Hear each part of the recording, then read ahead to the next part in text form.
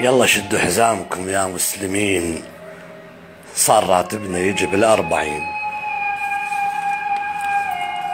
كنت أقسم راتب 30 يوم، شي غذائية وإيجار وشي هدوم وشي طبيب وفاتحة والباقي صوم. يعني ترضى 5 أشهر صايمين؟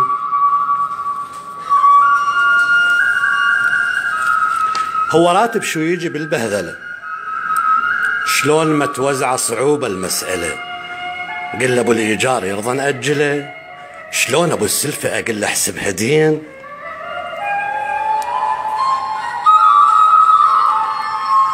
أبو الإنترنت يصبر لي قليل؟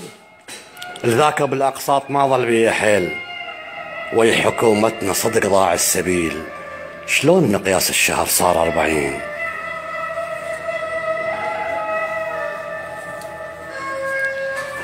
العروسة بعد لا تطلب مهر، خلت ترضى بمحبس ودمعة قهر. ما يجيها الراتب براس الشهر، تظل 10 أيام تقضيها بونين. اخذوا نص راتبنا وانطونا الأمان، كن نوقف سوا في وقت الأذان. قصة من الراتب انطوا البرلمان، نريد نشعر احنا فعلا عايشين.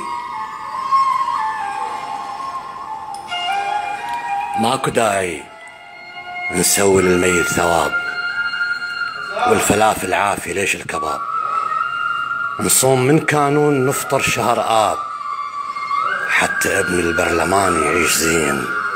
يلا شدوا حزامكم يا مسلمين، صار راتبنا يجي بال40.